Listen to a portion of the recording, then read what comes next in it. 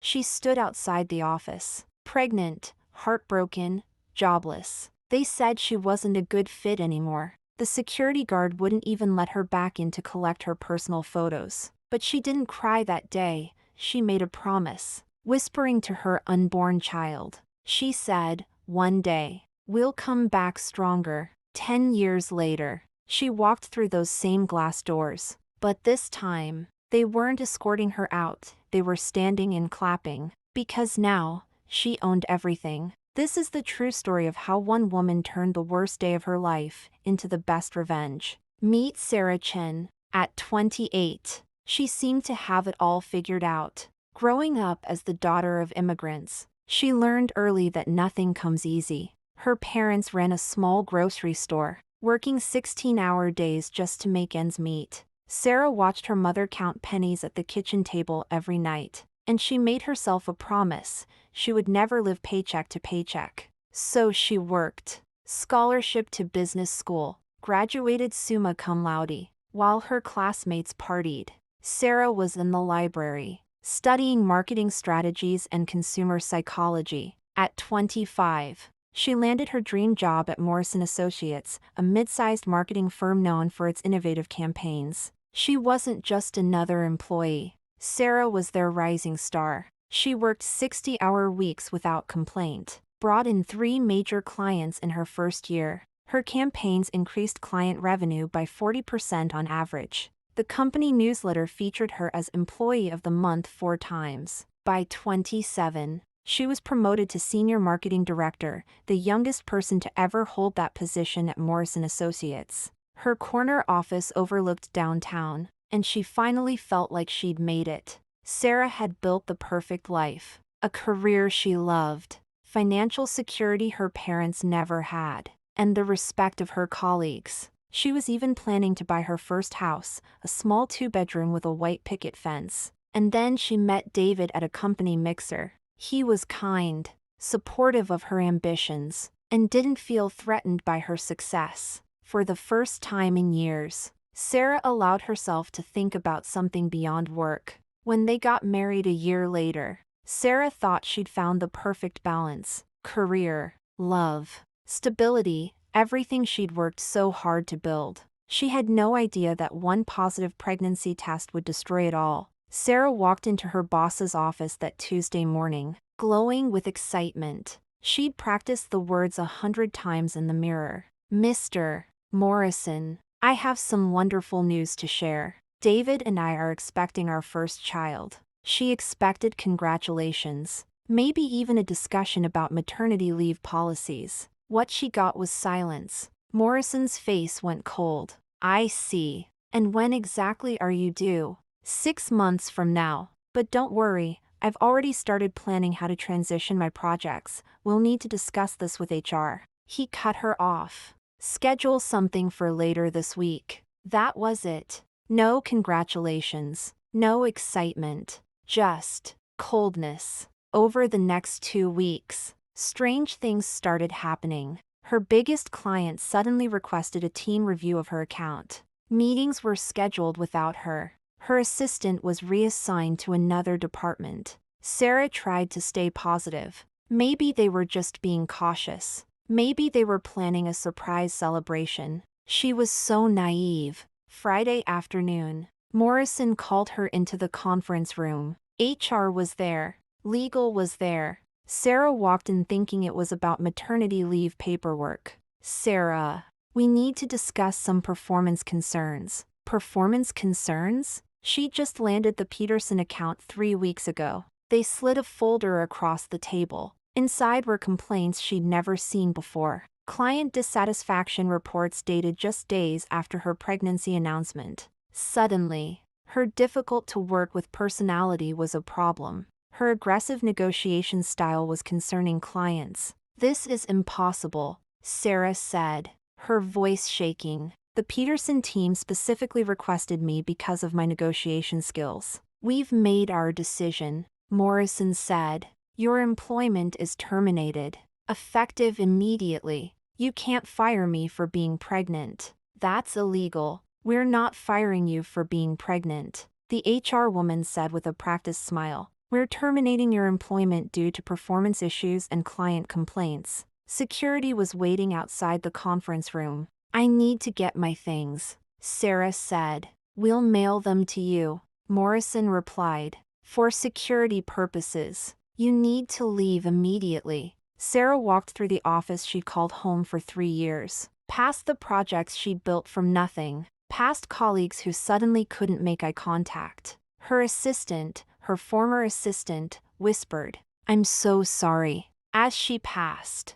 The elevator ride down felt like an eternity. Sarah sat in her car in the parking lot for an hour. She couldn't go home yet. David was at work, and she couldn't bear to tell him over the phone. She called her lawyer friend. "Maya, they can't do this, right? This is textbook discrimination." Maya's silence said everything. "Sarah, I need you to listen carefully. Pregnancy discrimination is illegal, but it's almost impossible to prove if they're smart about it. They've documented performance issues. They have client complaints. On paper, this looks legitimate, but it's not. Those complaints came after my announcement. I believe you, but proving that in court, that's a different story. Do you have any witnesses? Anyone who can testify that they planned this?" Sarah thought of her colleagues avoiding eye contact. "No, the legal fees alone would cost more than most people make in a year. And even if you win, it could take 3 to 5 years. Can you survive that long without income while pregnant?" That night, Sarah finally told David. He held her while she cried, but she could see the fear in his eyes too. "We'll figure this out," he said. "I'll pick up extra shifts. You'll find something better." But they both knew the truth. David was a teacher. His salary barely covered their rent. And Sarah? She was 6 weeks pregnant, unemployed, and now had a termination on her record. As she lay awake that night, one hand on her barely showing belly, Sarah made 2 promises. First, she would never let anyone have this kind of power over her again. Second, someday, somehow, she would make them pay. She had no idea it would take 10 years, but she meant every word. 3 months after the firing, Sarah was living a nightmare she never imagined. David's teaching salary of $45,000 wasn't enough. They'd burned through their savings paying rent on the apartment they'd picked when Sarah was making $75,000 a year. She spent every day applying for jobs, but the pregnancy was starting to show. Interview after interview, she watched faces change the moment they noticed her condition. "We'll be in touch," they'd say. They never were. The rejection emails were always the same. "We've decided to go with a candidate whose experience better matches our current needs." By month 4, they'd moved into David's parents' basement. Sarah was 8 months pregnant, and the humiliation was suffocating. Unable to sleep, Sarah started spending her days at the public library. At first, she was just hiding from the pitying looks at home. But then she discovered something: the business section. She started with what every entrepreneur should know. Then the lean startup. Then good to great. "If I can't work for someone else," she whispered to her unborn daughter during a quiet moment, "maybe I can work for myself." The librarian, Mrs. Rodriguez, noticed her daily routine. "You know, we have free business workshops on Saturdays, mostly for people starting small businesses." But Sarah was there the next Saturday. Grace was born on a cold Tuesday in February. As Sarah held her tiny daughter, she felt something shift inside her. "I promise you'll never see your mom be anyone's victim," she whispered. But promises don't pay bills. With a newborn, finding work became even harder. Who wants to hire someone who'll need time off for feedings, doctor visits, sleepless nights? David was picking up substitute teaching jobs anywhere he could find them. Sarah was surviving on unemployment benefits that barely covered groceries. When Grace was 6 months old, Sarah launched her first business, SC Marketing Solutions. She had $800 to her name, a used laptop, and a corner of their tiny bedroom as an office. Her first client was Mrs. Chin from the corner bakery, no relation. Despite the shared name, Sarah charged her $200 to design a flyer and manage her Facebook page for a month. I felt like a fraud. Sarah later remembered. Here I was, promising marketing expertise, working from a basement with a baby crying in the background. But Mrs. Chen's bakery saw a 30% increase in customers that month. Success with the bakery gave Sarah confidence. Maybe too much. She landed a contract with a local restaurant chain, 3 locations. $2,000 a month. It felt like winning the lottery. She hired her first employee, Jennifer, a recent marketing graduate willing to work for cheap. But Sarah had no idea how to manage cash flow. She paid Jennifer's salary up front, bought expensive software subscriptions, and invested in professional design tools. When the restaurant client was 60 days late on payment, SC Marketing Solutions was broke. I had to let Jennifer go. Sarah remembered, tears still in her eyes years later. I promised her steady work, and I failed her, just like Morrison failed me. Jennifer was understanding, but Sarah felt the weight of responsibility. She wasn't just risking her own future anymore, she was risking other people's livelihoods. Sarah could have given up. Many people would have. Instead, she went back to the library. This time, she didn't just read about business, she studied her failures. Cash flow management, client contracts, the importance of payment terms. She joined online forums for small business owners. She watched YouTube videos on accounting. She took a free course on business law at the community college. Every failure taught me something Morrison Associates never did. She reflected. They never let me see the financial side, the real business decisions. I was just executing campaigns, not building companies. Slowly, painfully, she started again. This time, she charged 50% upfront. She kept detailed financial records. She didn't hire anyone until she had 6 months of expenses saved. By Grace's second birthday, SC Marketing Solutions had 12 regular clients and was generating $8,000 a month. They'd moved out of David's parents' house into a small apartment. Nothing fancy, but it was theirs. Sarah looked at Grace playing with her blocks and realized something.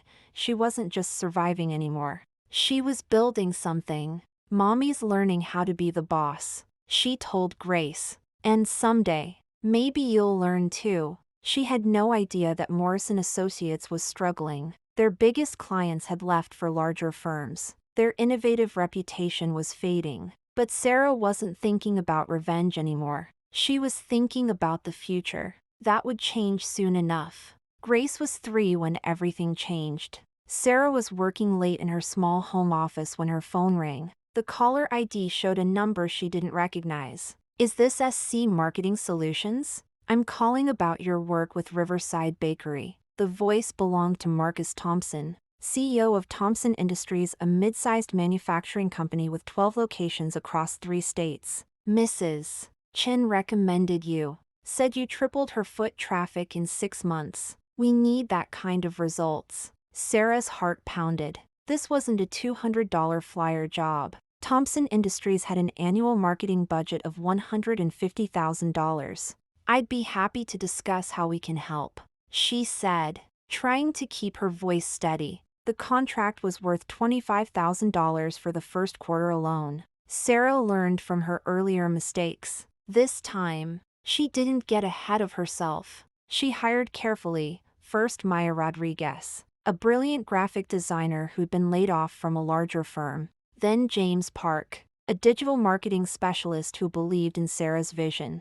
I was honest with them, Sarah remembered. I told them I was building something from nothing, and if they joined me, they'd be part of something bigger than just another marketing company. Maya and James weren't just employees, they became partners in Sarah's mission. The Thompson Industries campaign was a masterpiece. Sarah didn't just create ads. She developed a complete brand transformation that increased their sales by 45% in 6 months. Success breeds success. Thompson's CEO spoke at a regional business conference, crediting SC Marketing Solutions for their turnaround.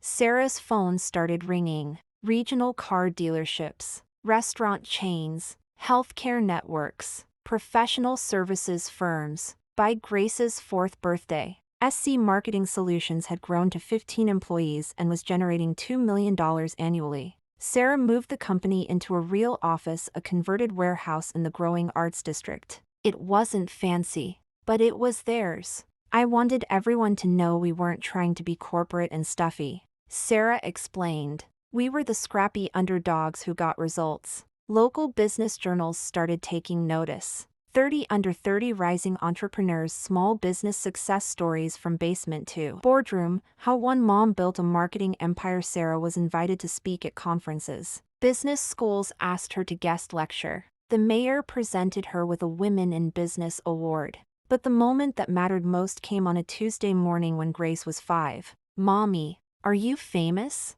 Grace asked, looking at Sarah's picture in the newspaper. "Not famous, sweetheart. Just proud of what we built together." Grace had grown up in the office after school, doing homework at the conference table while Sarah worked late. She'd seen every struggle, every victory. By year 7, SC Marketing Solutions had evolved far beyond traditional marketing. Sarah had added a consulting division, helping small businesses develop strategic plans. She'd launched a digital development team that built websites and apps. She'd even started a business education program for other entrepreneurs. The company now employed 45 people across 3 offices. Annual revenue had hit $8 million.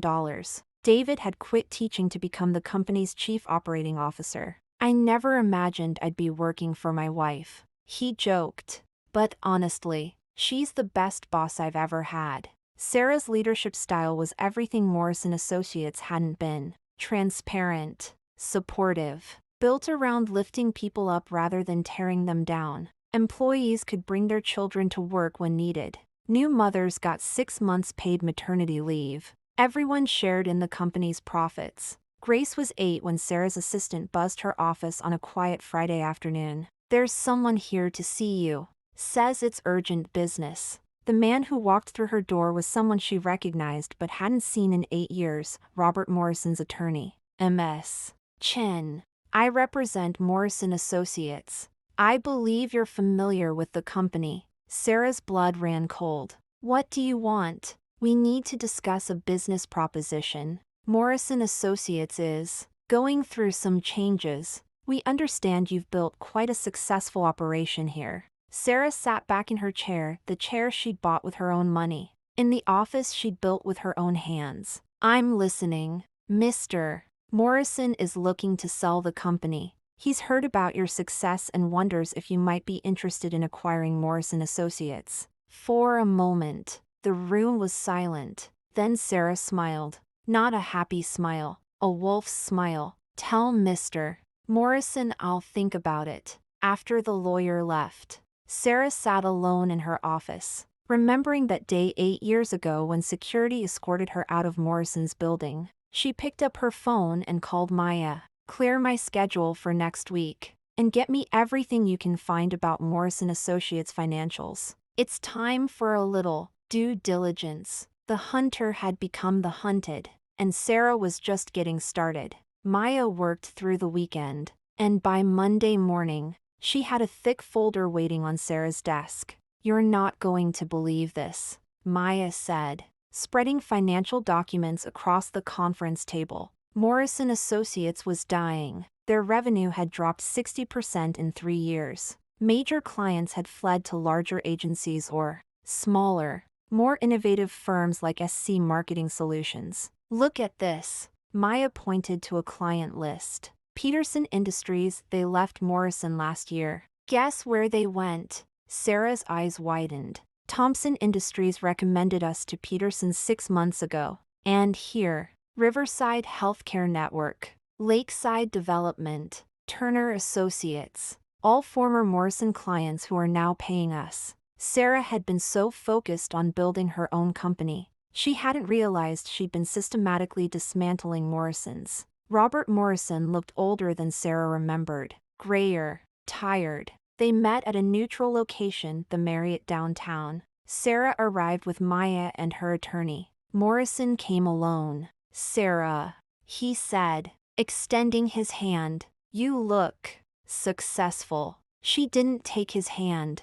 Mr. Morrison, I understand you have a business proposition. Morrison shifted uncomfortably. Yes, well, as you know, the marketing industry has changed significantly. Digital disruption, new competitors. Cut to the chase. Robert. The familiarity stung him. 8 years ago, she would never have dared use his first name. I'm looking to retire. The company needs fresh leadership, new ideas. I've watched your success from afar, and I believe you could take Morrison Associates to the next level. Sarah leaned back in her chair. What are you asking for the company? 4.5 million. Maya nearly choked on her coffee. Sarah was quiet for a long moment, studying Morrison's face. Your client list is decimated. Your reputation is outdated. Half your staff has jumped to competitors, many to us. Your office lease is overpriced. Your equipment is ancient. And your processes are stuck in 2015. Morrison's face reddened. Now see here, I'm not finished. Sarah's voice was ice cold. According to your own financial statements, you've lost money 3 of the last 4 years. Your biggest remaining clients are month-to-month contracts who could leave tomorrow. She slid a piece of paper across the table. Here's my offer, 1.8 million. And that's generous. Morrison stared at the number. That's insulting. That's business. Robert. The same kind of business you taught me 8 years ago. Morrison's attorney whispered something in his ear. Morrison's face went white. You planned this, didn't you? He said slowly. Sarah tilted her head. Planned what? The clients. You systematically went after our clients. I provided better service to clients who chose to work with us. Just like you taught me, it's all about performance, right? The room was silent except for the air conditioning. You want to know the truth, Robert? Sarah leaned forward. I didn't plan this. 4 years. I was so busy building something new. I forgot about tearing down something old. But your former clients? They found me. They left you for the same reason you fired me. They wanted better results. She stood up. You have 48 hours to consider my offer. After that, I'll just wait for you to close and hire your best remaining employees at competitive salaries. As Sarah reached the door, Morrison called out, You were always ambitious. Sarah, I'll give you that. She turned back one final time. No, Robert, I was always good at my job. The ambition came later, right around the time you taught me that loyalty means nothing and the only person I can trust is myself. Outside the hotel, Maya was practically bouncing with excitement. Did you see his face? Oh my God, Sarah, this is perfect. You're going to own the company that fired you. But Sarah was quiet during the drive back to the office. That night, as she tucked Grace into bed, her daughter asked, Mommy, why do you look sad? Daddy said you might buy a new company. Sarah smoothed Grace's hair. Sometimes getting what you want isn't as sweet as you thought it would be. Sweetheart. Why not? Because revenge is supposed to make you feel better. But mostly, it just makes you feel empty. Grace was quiet for a moment. Then, maybe you're not buying it for revenge. Mommy, maybe you're buying it to make it better. And with that simple wisdom, 8-year-old Grace changed everything. Sarah couldn't sleep that night. Grace's words echoed in her mind, maybe you're buying it to make it better. At 6 a.m., she made a decision. Instead of waiting for Morrison's answer, she drove to the Morrison Associates building, the same glass doors she'd been escorted through 8 years ago. The lobby looked tired. Outdated furniture, faded motivational posters. The receptionist, a young woman Sarah didn't recognize, looked up nervously. I'm here to see Robert Morrison. Do you have an appointment? Tell him Sarah Chin is here. He'll see me. Morrison's office hadn't changed much. Same mahogany desk, same leather chairs, same view of downtown. But Morrison himself looked smaller somehow. Defeated. Sarah, I wasn't expecting you until I want to see the rest of the office. I'm sorry, if I'm buying this company, I want to see what I'm actually buying. Morrison reluctantly led her through the halls Sarah once knew by heart. The office was half empty. Cubicles that once buzzed with activity sat vacant. The creative department that used to have 12 people now had 3. "Where is everyone?" Sarah asked. Some left for larger firms. Others, well, we had to make cuts. They passed Sarah's old office, the corner office she'd earned with 3 years of 60-hour weeks. A young man sat there now, looking overwhelmed. "That's Marcus," Morrison explained. "He's handling what used to be 3 people's worth of accounts." Back in Morrison's office, Sarah sat in the chair she'd occupied 8 years ago during the worst day of her professional life. "I need you to tell me something, Robert, and I want the truth." Morrison nodded reluctantly. "Did you fire me because of my performance?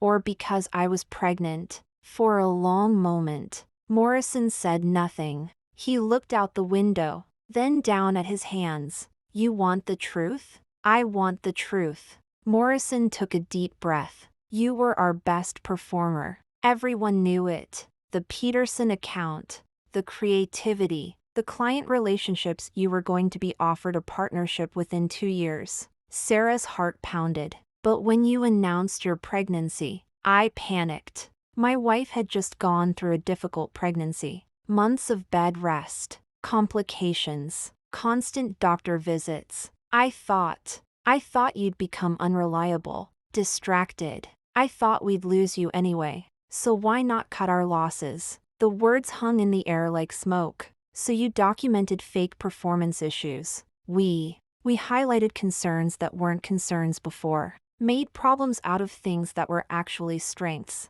Sarah felt 8 years of anger crystallizing into something sharp and clear. "You destroyed my trust in people. You made me doubt my own abilities. You took away my income when I was about to become a mother. I know." "You know?" Sarah's voice rose. "You know? That's all you have to say?" Morrison looked up at her, and for the first time, Sarah saw something she hadn't expected: genuine remorse. "I've regretted it every day since. When I heard about your success, when I saw what you built, I realized what a mistake I made. Not just morally, but professionally. You would have saved this company." Sarah stood up and walked to the window, the same view she dreamed of having again someday. "Here's what's going to happen, Robert. I'm not going to buy your company for $1.8 million. Morrison's face fell. "I'm going to buy it for $2.5 million. More than it's worth, but enough for you to retire with some dignity."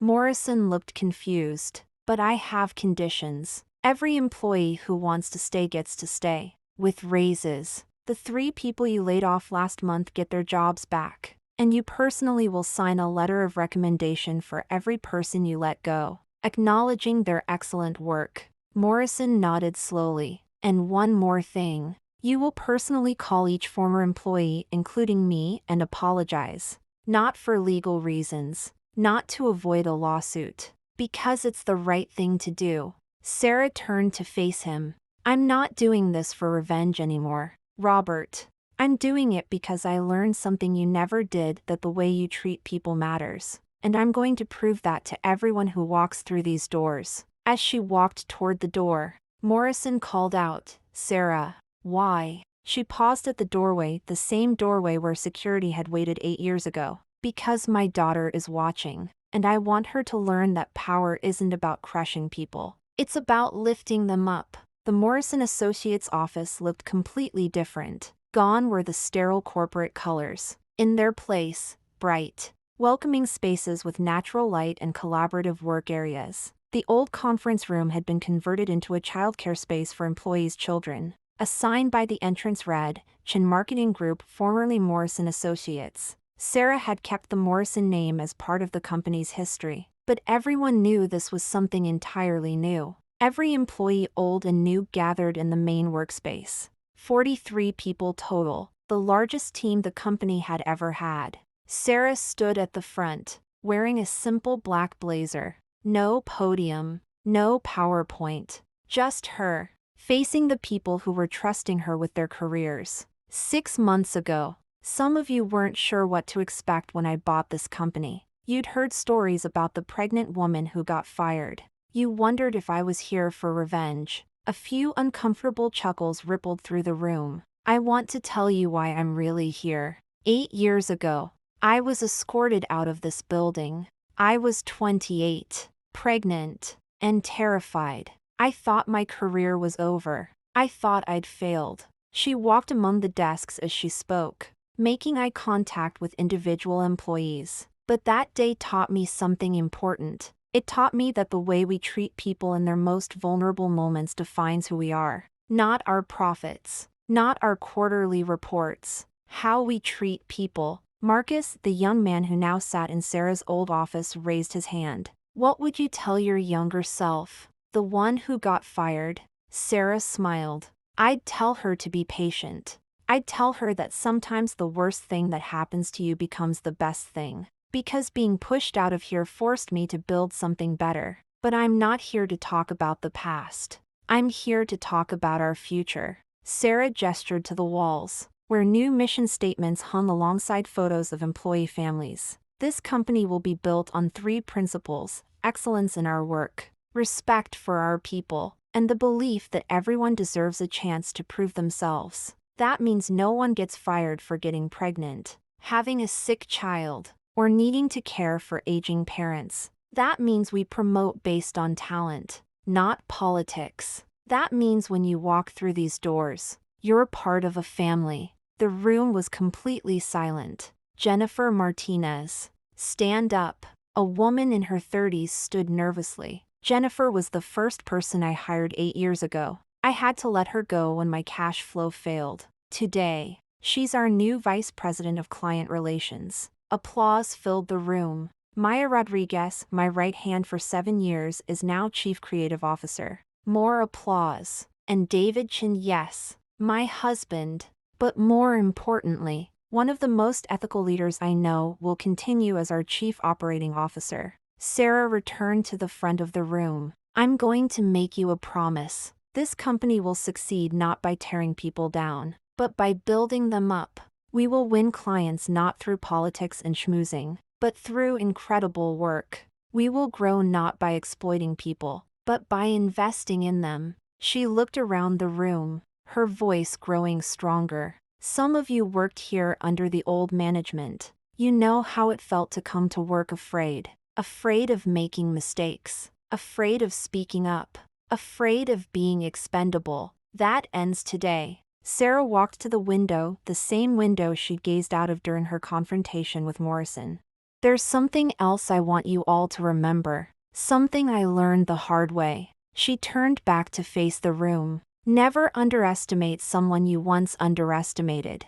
The quiet person in accounting might have brilliant ideas if you ask them. The single mother juggling 2 jobs might become your most dedicated employee if you show her flexibility. The person you think isn't leadership material might surprise you if you give them a chance. 8 years ago, someone underestimated a pregnant woman. They thought I was weak. They thought I was finished. They thought I would disappear quietly. Sarah's voice carried across the silent room. They were wrong. And if there's anyone here who feels underestimated, overlooked, or undervalued, know this: your story isn't over. Your best chapter might be the one you haven't written yet. As the meeting ended and people returned to their desks, Sarah noticed Grace coloring at a small table in the corner, the same corner where Sarah's old cubicle used to be. How was the meeting, Mommy? Good. Sweetheart. Really good. Grace looked up from her drawing, a picture of a woman in a business suit with a crown.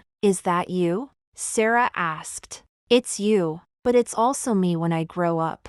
Daddy says I can be anything I want. Sarah knelt down beside her daughter. You can be anything you want, Grace. But more importantly, you can be kind while you're doing it. As the sun set through the office windows, Sarah looked around at the bustling workspace. Employees were collaborating, laughing, building something together. She thought of Morrison, who had called the week before to say he was enjoying retirement and proud of what she'd built. She thought of all the women who would walk through these doors and never have to choose between their careers and their families. And she thought of that scared, pregnant woman who sat in her car 8 years ago, making a promise she wasn't sure she could keep. Mission accomplished. She whispered.